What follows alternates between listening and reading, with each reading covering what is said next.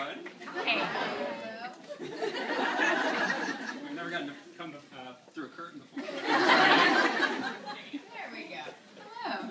Short mic is on. Okay. Hi, everyone. Hi. How's everyone doing?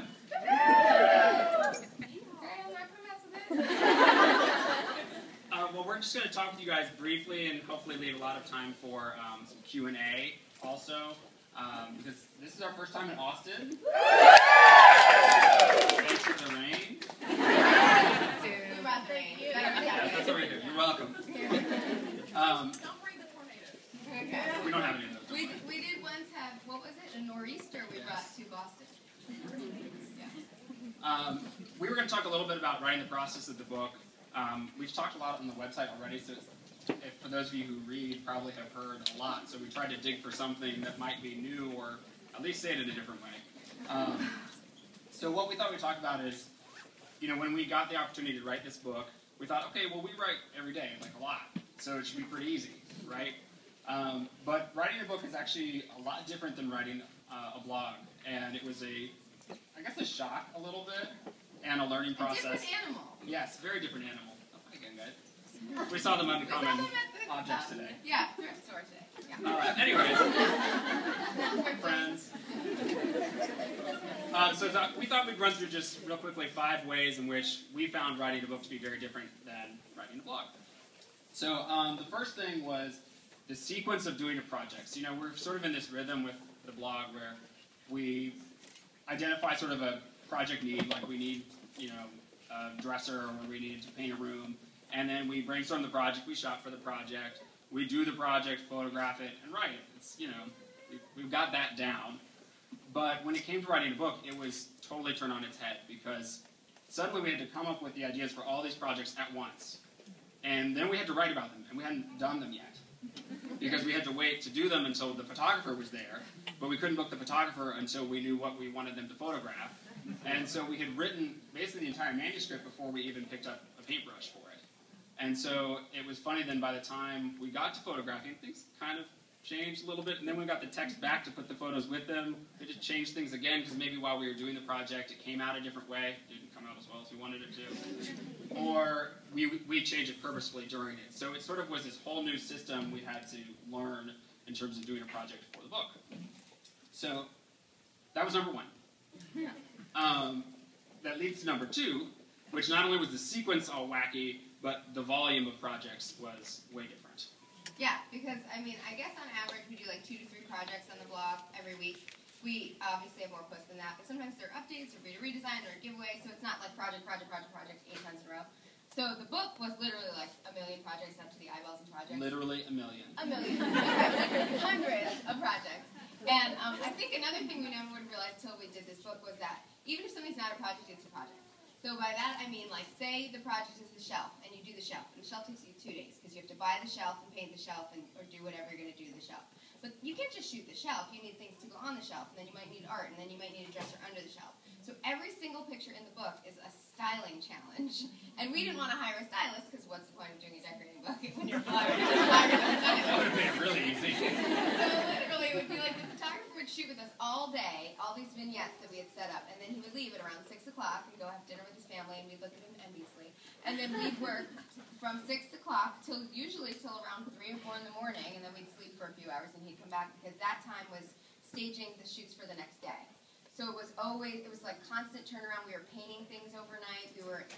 Our daughter was sleeping, and we'd be right next to her, nailing it to the wall as highly as because it was like you don't have a day or two. It was literally like, it wasn't just every picture had to be shot. When you think about it, it had to be the befores, the process, and the afters, all shot in 3 weeks. So that doesn't give you a lot of time, because you're doing the before, and you're literally like, dry, I have to shoot you in 2 days, So it was like kind of chaos in a really fun, don't want to do it every day way, but we look back at it like nostalgically because we survived. So like we think we deserve like a bumper sticker or a T-shirt, and like I survived the insanity of the book shoot. If any of you saw the picture we had on the blog of like 6 pieces of sanded furniture out in our yard getting ready to be primed and painted, that was like the epitome of what doing these projects was like, because you didn't have the luxury of like, oh, I'm going to start this and see it all the way to completion before I start the next thing.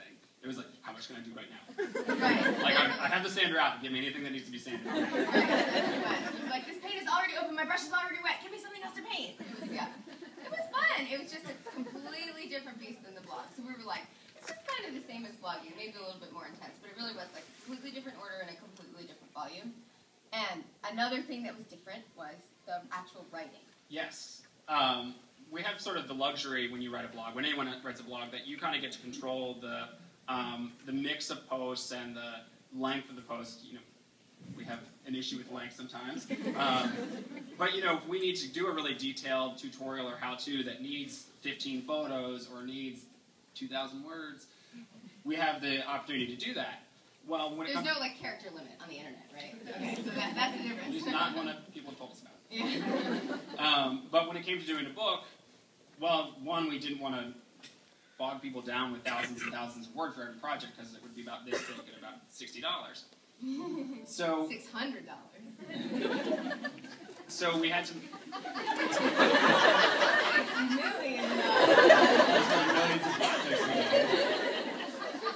Proportionate to the amount of words.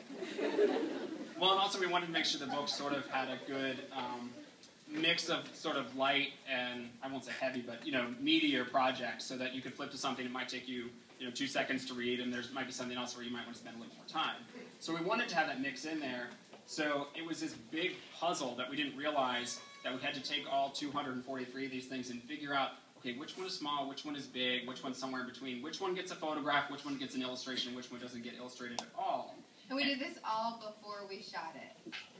And so it was like, literally, I think it took us 2 weeks to say, like, okay, we have probably room for 100 big photographs. Which ones get those photographs? And it was mind-boggling for a little while. And then it changed when we did the photos, and when we saw the final pieces and layout, we were like, oh, no, that needs to be bigger, or no, we don't need that photo because you get the idea from the text alone. Because, again, since we have a problem with length sometimes, when we got the first draft of the book back, after they had laid out all the photos and text, like, the type was about this big, and the photos were about this big, and so there was a lot of editing that we had to do to sort of say, okay, we need to make room so that the important facts and important images have room to shine. So finding that self-control on length was a new skill. Totally. A new frontier for us. And the funniest thing was the editor was telling us more before we handed in the manuscript. And she was like, do you know what that means when you tell us more? Like, right. You're going to get more. We juiced everything up. And then she was like, no, way less, way less. And we were like, is someone messing with it? But I think it was really because none of us could picture what this book was going to be until the pictures were in the layout. So it was like, yeah, everything could have like a quarter, everything got a quarter page, and it was really long. Or things could get a big spread or a big lead photo. But we needed to condense the copy. So that was a new thing to kind of edit ourselves way back. We showed Katie Bauer, Sherry's friend, an early draft of the layouts, and she was like, the photos are kind of small. We were like, we're working on it. We were like, our sentiments exactly. But it was one of those like new challenges, because the blog is kind of like unlimited photos and unlimited text. The other thing this was the most exciting change, the best difference, I thought. Take a picture. Everyone looks really cute. Okay. Wait, me? Okay.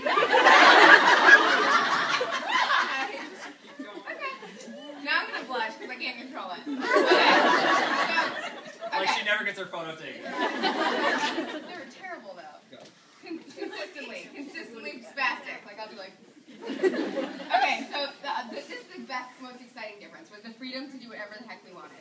Because when we do it for the blog, it has to meet a need in our house, it has to be practical, it has to be, this is very distracting. Okay. It could be like fitting into the color scheme of the room, and how's that going to balance out with the height of this piece, and everything kind of was informed by other items in our house. So the book was amazingly freeing because it didn't have to be informed by anything else. We could paint something a bright teal, and it didn't matter where it was going. This was going into this fictional wall that I was going to style at 3 a.m. and put cute, weird objects on top of it that I would later have to return to Pier 1. So that was like, that was like the world we were living in. So we were like, okay, Pier 1 knew, by the way. We were not like buying and shadily returning. They gave us a little like amount that we could spend, and we'd buy stuff and bring it back, and buy different stuff and bring it back. But it really was like an alternate universe of like, this doesn't have to work with anything else in the house. And I think what was fun about it is there's like lots of new colors in the book. Like there's lots of red, which we don't know, we have like hardly any in our house, and coral. And the interesting thing about it is now we like that. So now I think the book is going to change our house in the way that our house probably informed the book, and it's all kind of a breathing, living thing that feeds into itself. So that was interesting, I guess. It was actually kind of challenging for me because when we think about projects in our house, it's usually in response to a need. And so to like not have any constraints to some degree was a little bit tough for me to get over at first. I was like, you mean anything? Any Well, color? it's like when you get an assignment, like I can only, I guess, tie it back to what I used to do, but in copywriting it was like always easier if they were like, okay, it's a Got Milk ad. It's going to be with, I don't know, Kelly Clarkson's going to be the lead. What's the title? Give me a bunch of headlines. Then I knew Kelly Clarkson, what can I make a play on, American Idol, like all these other references. But if they were like, it's a new campaign for GM trucks, go. And you'd be like, well, what are we talking about? Like, are we talking about torque? Like, what are we talking about? Like, give me selling points. And they'd be like, the sky's the limit. So it's weird, because in some ways it's really fun, but in other ways you're kind of like, parameters, I need parameters. So I think I liked the fun, and I was like, any color in the world. And John was like, whoa, where's it? What's it going to look like? Like, what kind of Should we use this for? yeah.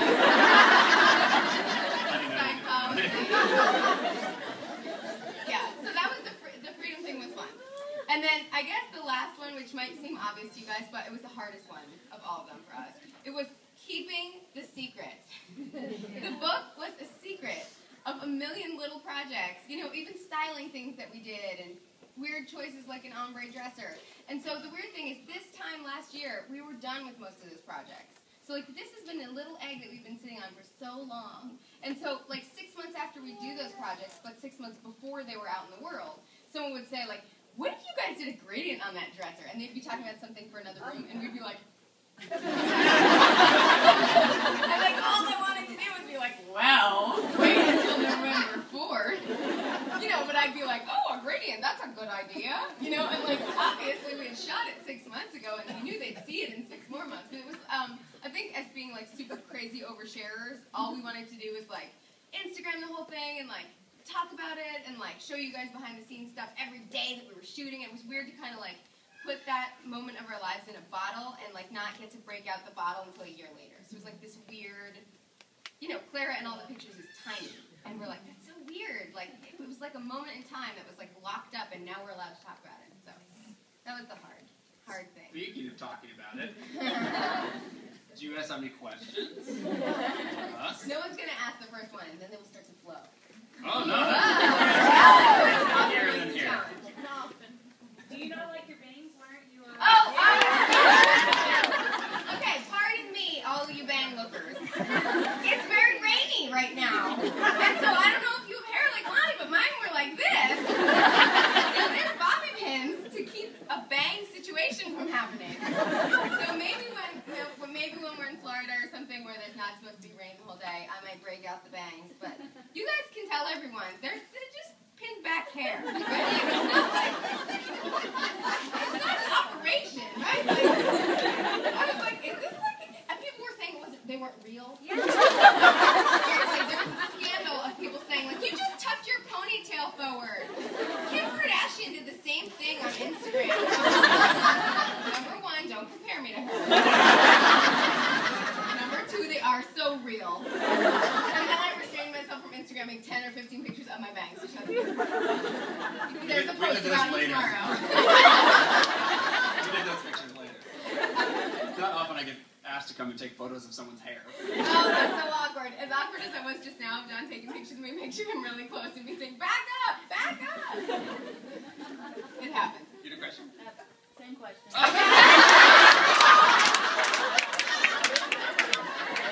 We should go on to sign it, I guess. That's the one back there. What does Sherry think about having rabbit ears on the... Oh, that's a funny story, actually. Everyone looks at the book. Practically nothing that got into this book was because it was premeditated in John and I pictures. Like, obviously all the scenes were very set up. But the photographer he's not a portrait photographer. He's like an object and interior photographer. So he was very like off the cuff, like, you lay in the bed, John, lay in front of Sherry. And I don't know if you guys know what picture I'm talking about. It's like the paint a headboard on the wall one. It looks like I'm cradling John like he's my baby. And also, it looks like I'm hiding a pregnancy, which everyone knows. That's okay. So now I'm going to show my stomach. Everybody thinks that there's always a baby in me. So there's not. Right now there's not. But also, when we were shooting the book, there wasn't. But that picture, for some reason, got it. You know, it was like the photographer took 3, and that was the one where neither of us was blinking, so it made it. And the cover was actually a picture we took of a rug. It was in the last chapter, one of the outdoor mats. Or paint an outdoor mat or something. Spray paint an outdoor mat. Well, we kept telling the photographer that we want to remember to put ourselves in some of the photos because we didn't want the book to come out, since it wasn't his natural instinct to take photos of people. We didn't want the book to come out and it was like completely devoid of us, and so by the time you got to the end, you forgot that we wrote it. So every once in a while, I'd be like, should we step into frame? But that cover was not intended at all. No, they wanted a big picture of me and John sitting on a couch to be the cover of this terrible. book. And so, as you can imagine, I very cleverly sabotaged it by making terrible faces in every photo that set up. And by about the 5th one that they sent over to headquarters, they were like, all right, just stop. It is very clear that you guys don't want this to happen. Actually, the photo that's in the inside flap a couple pages in is one that we took intending to be a cover. And then we liked, because it was less weird than us sitting on a sofa like, Although we took one of those also without us in it, it was just objects. That's the one we wanted. Yeah, we wanted that picture without us in it to be the cover. But then we actually really liked the cover they came up with. That was before they even chose what ended up. That's why they're book designers. I have a question over here. I got one. So, speaking about secrets, how, if and when you do get pregnant, is that a secret? It's a toughie. People ask me that. I don't know, other than the fact that I'm an oversharer. So when someone says you're pregnant, I'm not, all I want to do is say, no, I'm not. I am not. It's like when someone says, like, did you really fake your bangs? I'm like, are you kidding me? No, they're real. So I think when I'm pregnant, I probably will just be, like, not denying it anymore, and there will probably be people who know. When the time is right. Yeah. There are formalities, though, because obviously we have to tell our family, and we have to, like, make it past a certain point before we tell our family. So I think there will probably be, like, 4 weeks maybe where some people catch on. Secrets. I don't know. I definitely think there will be rumors, but the convenient thing is there already have been rumors for 2 years. So it's not going to be any different. I mean, if you search my name, I think the first thing that comes up is pregnant. Literally. And the second thing is something creepy like address. I'm like, whoa. Calm down. I have an alarm system and a really dangerous dog. Seriously. Don't mess with Burger. He seems sweet, but ask the photographer. He is evil. Hi. A lot of bloggers seem kind of introverted, but you guys seem very natural up there. And I was wondering if you had any speaking practice prior to the tour, or is this just you guys just going out there with, just like you do with blogging? Can everyone hear the questions? I'm sorry, I realized I haven't been repeating them. She asked if... Where my bangs were. She was asking if we had any training or practice speaking before the tour, or if this is just us. I think this is... I think we have weird experience that led us to where we are today that helped. I think we did a lot of I don't think it hurt that. presenting Yeah. in our former jobs. Yeah, like... It was on TV. Exactly. I was like the smoothest girl that ever stayed back on MTV, and also I rapped in the end credits. I don't know if you guys caught that. Yeah. No, I think, no. Shut it down. I'm cool with Austin staying weird, and I'll bring the weird to Austin, but I will not rap. No, I've always said, people say, like, what's your secret? Or like, and I'm like, well, there's no secret, because I promise I'm such an oversharer, I would tell you if there was a secret. But I do think, like, everything you do leading up to blogging might inform the way you blog or how you, and I was a copywriter, so, like, I was the, like, weird, punny headline lover forever. And, like, John's dad and my dad are, like, the weirdest, corniest, punny people in real life, so I think This is a question about public speaking.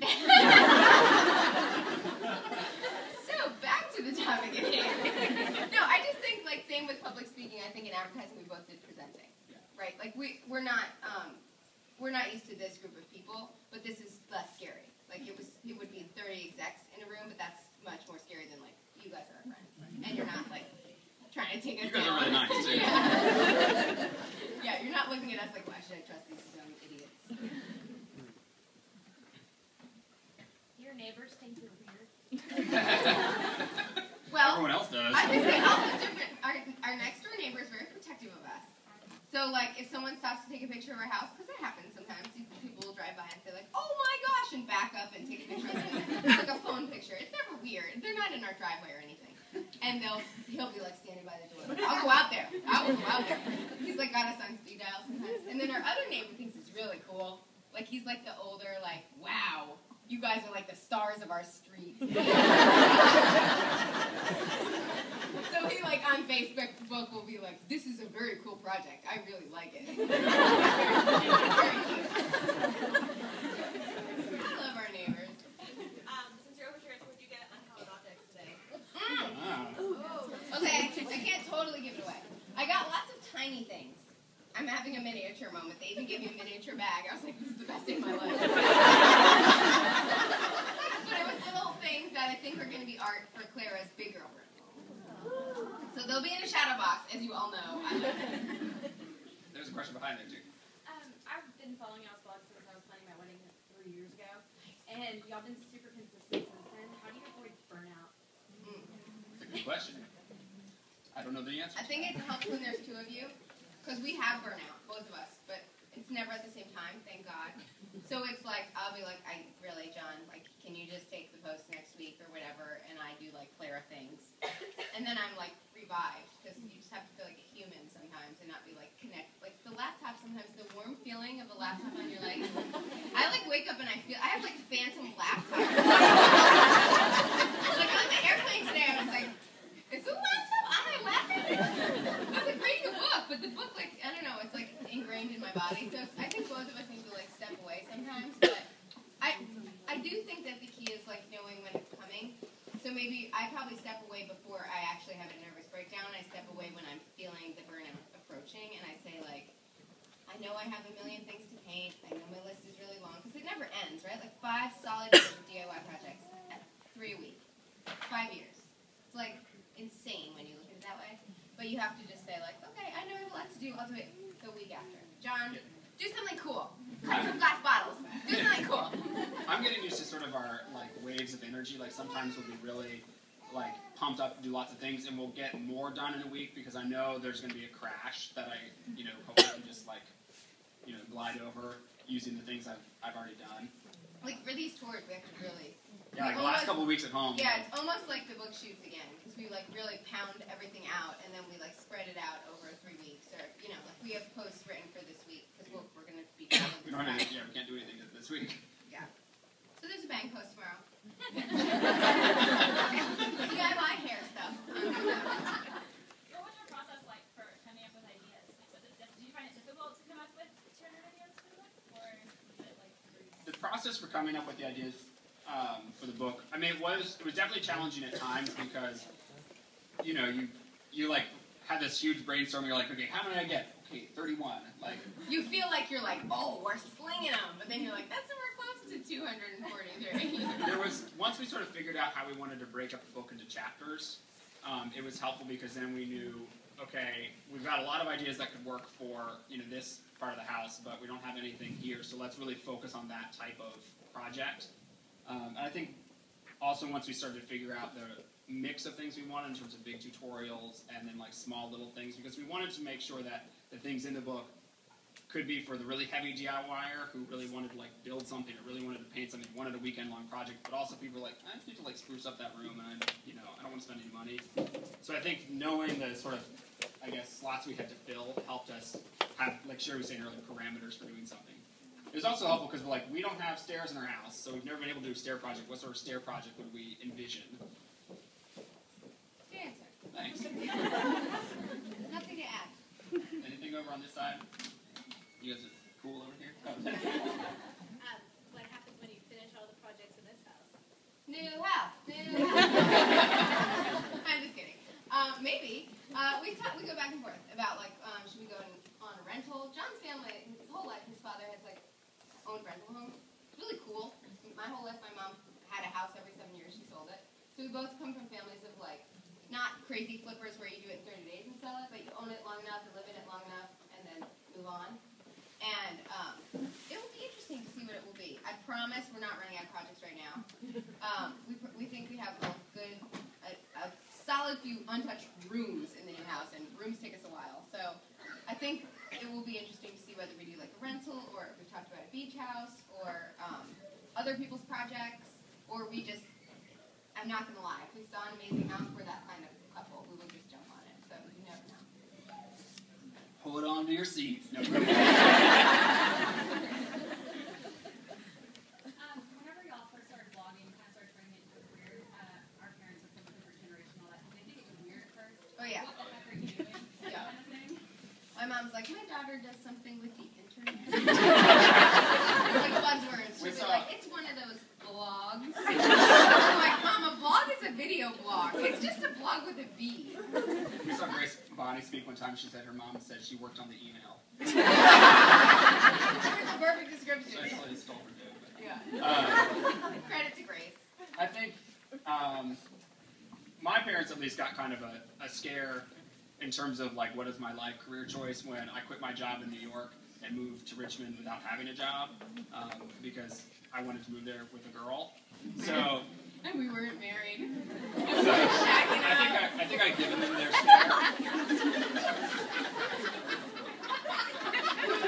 That also, side note, how hilarious is the big giant internet rumor that we're Mormons when it's very clear in the beginning of the blog that we live together and then get married in the yard of the house we own together? I just think it's funny, but anyway. But I think both by that and just our parents noticed, they know that we were making. We wouldn't make a poor decision, especially because at the time, Sherry was expecting, at least the time that I left my job, Claire was on the way. So we weren't being risky. We were really slow about it. There was probably a good 6 months before John left his job that he could have, and we said, like, you never know this economy, and we, like, basically had the recommended amount in savings of a cushion and then some, just because we're, like, so I think we're risky with crazy colors on the wall, but we're not, like, risky with our daughters, education or whatever we're saving for. So we're, like, trying to be responsible parents. I think we'll do one more question. So my husband and I get to work together too, and of course that means we bring work home, and I think a lot of people telecommute and bring work home, and we have a young son, and we've noticed he started to imitate us working. Yeah. So do you have a sense of guilt about when you're working at home and Claire's right there, or how do you balance that parent? The question was because she's in a similar situation where she and her husband work together, and she wonders how we balance bringing work home and our child, her son in this case, imitating us working, or if we have guilt about that. Clara definitely is like, I'm working. I'm a lady. that's her excuse for doing adult things. Like, she'll reach into my medicine drawer, like there's nothing, everything's child locks anyway, but she'll reach in and be like, because I'm a lady. I'm like, you close the door right now. We were 3. We're not even 3. We're 2.5. You close the door right now. But she'll sit in my chair with the laptop and just slam on the keys and be like, I'm working. Like, no, you just deleted my post. I know it's something that I've struggled with a lot, at least recently, trying to figure out what's the balance of being a work-at-home parent and a parent, I guess, because we don't have set work hours, and we really can't. It's not like we can say, sorry, Claire, you can bother us at 5 p.m. when we're done. And so the thing that this is not like I figured this out, but the thing that has made me feel better is I've tried to be more focused, and that if I'm going to work right now, I'm going to work, make sure she is either being watched by Sherry, or she's with her grandparents, or she's watching a video. Sorry, redo it. But then to have a distinct time where I have my phone away, I have my computer away, and like do solid time of focus on her. And so I think everyone, I would imagine every parent wishes they could give all of their time, 100% to their child, but I just don't think it's realistic. I'm becoming okay with that. I think that the balance for me is like, where do I become like a great mom but a terrible coworker to John? Like, at some point somebody's just getting shortchanged either way, and where do we become, like terrible blog? Like we could just both slack off, but then no one would read, and then we wouldn't be able to pay for Clara's college. Yeah. So like the balance to me is like what we're doing is good for Clara because obviously working parents contribute to their child's happiness, and I think it's hard to put it all on the other person. So to us, it's like really like John works really focused for a few hours, and I'll play with Clara, and then I'll work really focused for a few hours, and John will play with Clara, and then Clara will nap, and we'll both work really hard. And then usually after her nap, it's kind of like, at that point, someone's plugged into her all the time. Like, she wakes up, she's really late naps, like 3 to 5. So from 5 p.m. on, we've decided, like, it's not the end of our day by any means. We're still on our computers at 1 in the morning. But for that, like, 5 to 8 p.m. where she's awake, we both are like, let's go for a walk, let's have some dinner. So it feels like she is getting some balance. And then when she goes to bed, we, like, get back into the warm laptop lap. That's so gross. It's a condition. Well, on that note. Okay, well, I guess we're going to head upstairs, back to our mystery curtain. And You we'll guys see you didn't up see us there. coming at all. And if we didn't get your question answered now, you know where to find us. Scary. Thanks, everyone.